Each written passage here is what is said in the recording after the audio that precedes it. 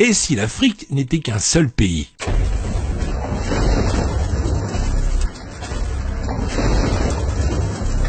L'Afrique est un continent qui couvre 6% de la surface terrestre et 20% de la surface des terres émergées. Sa superficie est de 30 millions de kilomètres carrés avec les îles. L'Afrique compte actuellement 54 pays indépendants, mais que se passerait-il si tous ces pays s'unissaient aujourd'hui pour former un État africain uni ? À quoi ressembleraient les États d'Afrique unis et quelle serait la puissance de ce pays ? Alors, il faut savoir que l'Afrique est énorme et couvre plus de 20% des terres de ce monde.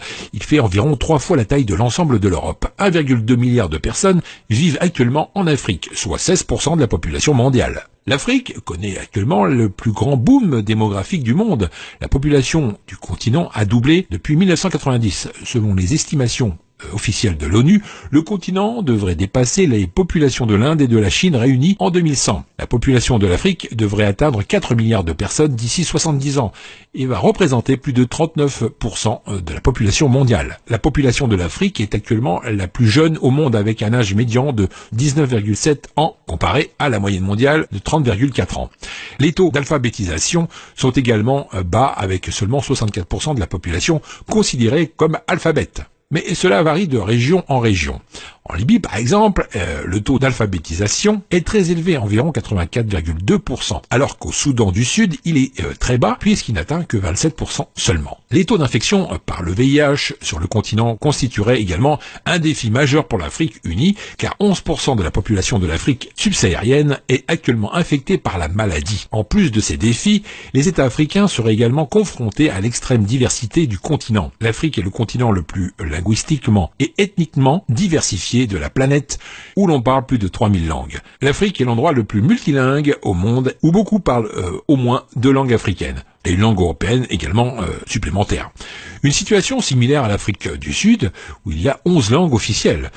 En Afrique du Nord, la langue la plus utilisée, c'est bien sûr l'arabe, et elle est parlée pas moins de 70% de la population vivant dans cette région. Nous avons 20% de la population vivant en Afrique du Nord qui parle le berbère. Dans les pourcentages restants, on y trouve l'anglais, le français et le portugais. Et pour la religion de cet État, 47% de la population serait musulmane, 47% serait chrétienne, 10% restera toujours dans les anciennes traditions africaines et 2% seraient athées ou sans religion.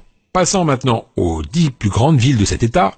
La plus grosse ville serait sans doute le Caire, avec une population estimée à 23 millions d'habitants. Et en deuxième place, le Lagos, avec 22,9 millions. Ensuite, nous avons le Gauteng, avec 13 millions. Puis Kinshasa, avec 12 millions. Nairobi, avec 8 millions. Luanda, 7,9 millions. Alger, 7,8 millions. Khartoum, 7,3 millions. Ibadan, 7,7 millions. Et en 10e place, Dar es Salaam, avec 5,6 millions d'habitants. En ce qui concerne la puissance militaire de cet État, alors là, c'est du lourd, mes amis. L'État africain uni pourrait aligner plus de 5 millions de soldats. Elle pourrait avoir également 7 millions de réservistes.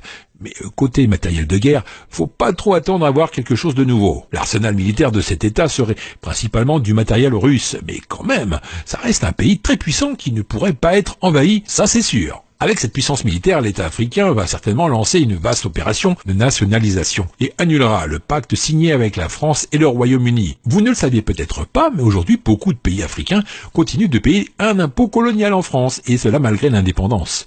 14 pays africains sont obligés par la France, à travers le pacte colonial, de mettre 85% de leurs réserves à la Banque centrale de la France, à savoir le Bénin, le Burkina Faso, la Guinée-Bissau, la Côte d'Ivoire, le Mali, le Niger, le Sénégal, le Togo, le Cameroun, la République centrafricaine, le Tchad, la République du Congo, la Guinée équatoriale et le Gabon. Enfin, sachez que la France ne leur permet d'accéder qu'à seulement 15% de leur argent par an. S'ils ont besoin de plus, les pays africains doivent emprunter. En ce qui concerne les richesses naturelles de cet État, il y a de quoi remplir les poches de tous les habitants de ce grand pays. En effet, l'Afrique détient 90% des ressources naturelles de platinium, 50% des ressources d'or, 50% des ressources de diamants et 33% des ressources d'uranium. Avec la mainmise sur toutes ces ressources naturelles et la nationalisation de tous les projets de pays étrangers pris de force en Afrique, cet État aurait un PIB de 3 000 milliards d'euros.